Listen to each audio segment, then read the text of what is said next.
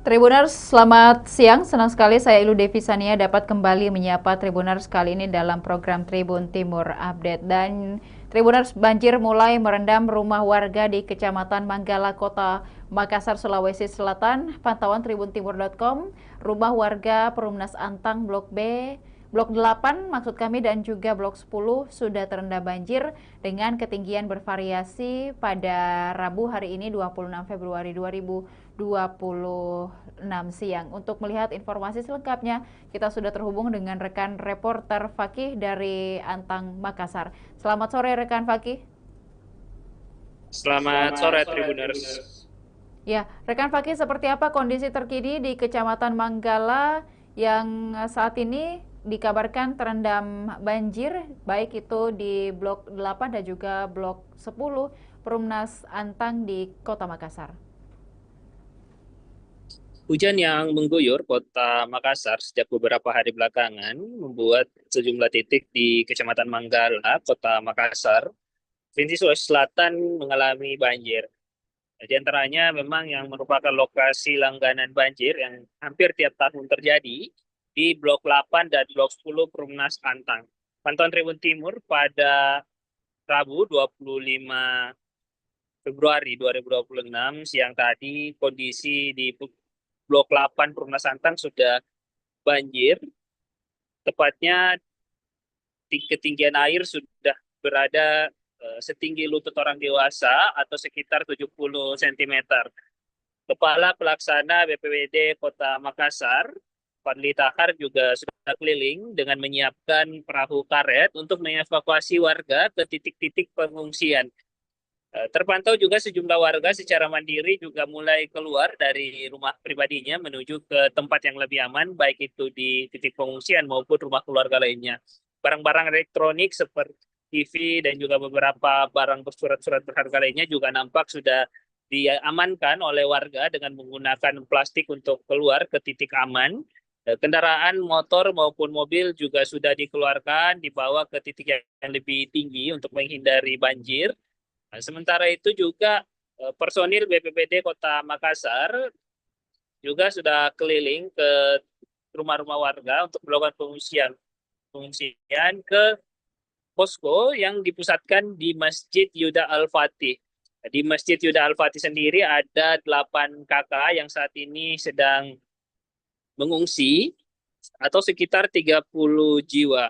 Nah, Kepala BPBD Makassar, Fadli Tahar, juga sudah mengirim Kepala Puskesmas Antang, Dr. Arta, untuk menuju ke posko pengungsian di Masjid Yuda Al-Fatih, mengingat ada sejumlah lansia yang saat ini dalam kondisi sakit. Sementara itu juga ada anak-anak berusia 1 tahun yang harus diperiksa kesehatannya. Termasuk ada bayi dengan usia sekitar 3 minggu yang sedang diupayakan proses evakuasinya keluar dari titik pengungsian menuju ke rumah warga atau keluarga yang lebih layak, mengingat kondisi bayi juga masih berusia sekitar 3 minggu. Seperti itu rekan Devi. Warga maupun juga tim BPBD apakah masih bisa dijangkau dengan berjalan kaki, rekan Fakih, ataupun juga harus memang menggunakan perahu karet untuk mencapai lokasi banjir terparah di Antang? Untuk saat ini di beberapa titik memang masih bisa dijangkau dengan menggunakan jalan kaki, namun ada ketinggian yang bervariasi, terutama masuk ke lorong-lorong yang lokasi rumahnya yang lebih rendah daripada jalan, kemudian juga harus menggunakan perahu. Memang untuk mengevakuasi warga diprioritaskan menggunakan perahu karet, mana warga dinaikkan ke perahu karet, sementara tim yang bertugas untuk mendorong perahu dengan berjalan kaki. Tentu sampai saat ini juga sudah ada beberapa perahu karet di sekitar lokasi saya mengabadikan gambar, itu ada sekitar 2 perahu karet. Di titik lainnya juga ada sekitar ada 1 perahu karet yang tersedia, yang mobilitasnya ini digunakan oleh BPBD Kota Makassar untuk mengangkut para pengungsi menuju ke posko yang lebih aman. Juga dari BPBD sendiri, rekan Fakih, apakah sudah melakukan pemantauan menggunakan LWS di beberapa titik sungai yang mungkin dekat dari Antang? Oke, tim BPBD Makassar juga sudah menggunakan teknologi local warning system atau sistem peringatan dini untuk memantau potensi terjadinya banjir. Mengingat Badan Meteorologi, Klimatologi, dan Geofisika atau BMKG memprediksi adanya potensi peningkatan curah hujan hingga 28 Februari, maka tingkat LWS di sekitar wilayah Blok 8 dan Blok 10 ini potensi terjadi ketinggian air bahkan mencapai 3 meter apabila dalam periode tersebut sesuai dengan peringatan dini BMKG ini ada peningkatan curah hujan hingga 28 Februari. Namun sampai saat ini memang masih setinggi 70 cm. Namun sudah harus dipastikan bahwa ada evakuasi lebih dini yang dilakukan kepada warga untuk menghindari hal-hal yang tidak diinginkan. Karena memang masih banyak warga yang saat ini masih bertahan di rumah masing-masing, namun BPBD memastikan bahwa apabila curah hujan terus meningkat dalam beberapa waktu ke depan, maka evakuasi menyeluruh akan segera dilakukan untuk kepada seluruh warga di wilayah Blok 8 dan Blok 10 Perumnas Antang. Intensitas curah hujan selain mungkin di Kota Makassar, apakah BPBD juga mengimbau untuk di kabupaten atau kota lainnya di Sulawesi Selatan, rekan Fakih? BPBD Sulawesi Selatan juga mengimbau untuk waspada terhadap potensi curah hujan tinggi di beberapa titik, utamanya di sekitar wilayah Maminasata, terlebih pada Sulawesi Selatan bagian barat dan Sulawesi Selatan bagian selatan. Bagian barat ini menghimpun wilayah Makassar, Maros, Pangkep, Baru, Parepare hingga ke Pinrang, kemudian di wilayah selatan ada Goa, Takalar, Jeneponto, hingga di Bulukumba, sehingga memang ini yang harus diperhatikan untuk waspada terhadap potensi hujan. Seperti itu, rekan Devi. Baik, terima kasih rekan Fakih atas laporannya dari Makassar. Kami menantikan update berbagai informasi dan juga berita terkini dari Makassar dan sekitarnya. Selamat sore, selamat kembali bertugas. Dan Tribuners, berikut dapat disaksikan liputan lengkap dari reporter Fakih terkait banjir yang mulai merendam rumah warga di Perumnas Antang, Makassar, Sulawesi Selatan.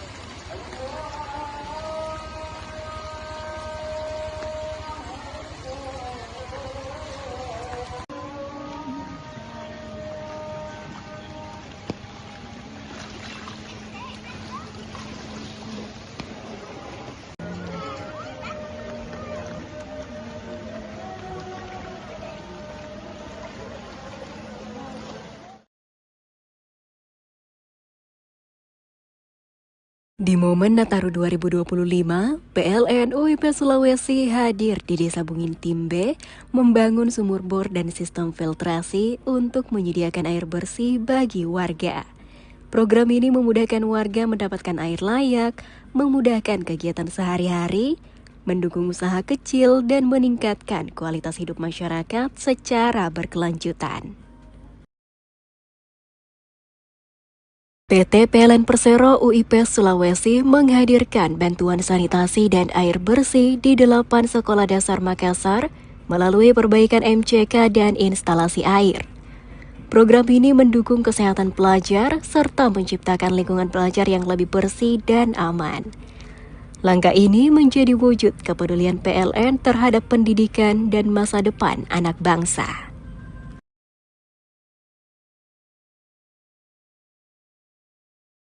PLN UIP Sulawesi menyelesaikan pembangunan GI 150 kV Marisa dan SUTT Marisa GSM sebagai langkah strategis mendukung hilirisasi industri di Kabupaten Pohuwato, Gorontalo. Infrastruktur ini memastikan pasokan listrik tetap andal, mendorong pertumbuhan ekonomi, membuka peluang usaha dan lapangan kerja, serta memberi manfaat berkelanjutan bagi masyarakat secara nyata. PLN UIP Sulawesi menanam 7.000 bibit mangrove di pesisir Tamalatea, Kabupaten Jeneponto. Upaya ini menjadi langkah nyata dalam menjaga lingkungan sekaligus melindungi pantai dari ancaman abrasi. Bersama pemerintah daerah dan masyarakat setempat, PLN berharap aksi ini dapat memberikan manfaat jangka panjang bagi masyarakat Jeneponto.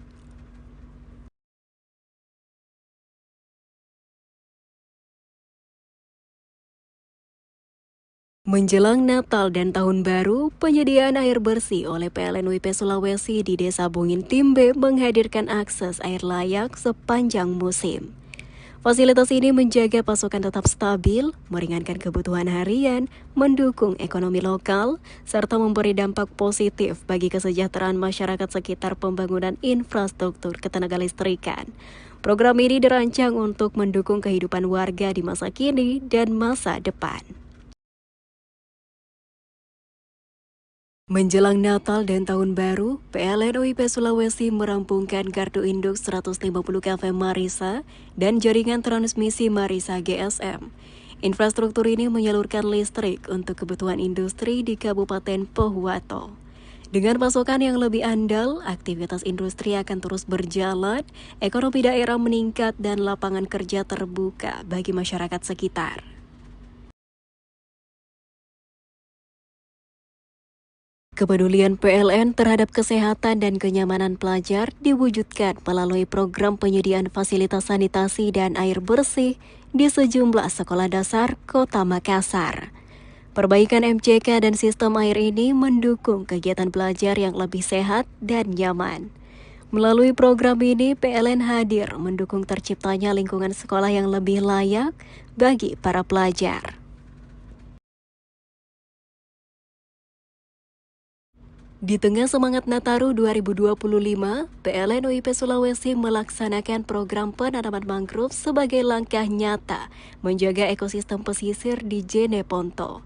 Selain mendukung keanekaragaman hayati, kegiatan ini diharapkan mampu menciptakan lingkungan yang lebih aman, hijau dan berkelanjutan bagi masyarakat sekitar, serta meningkatkan kesadaran bersama untuk menjaga bumi tempat kita tinggal.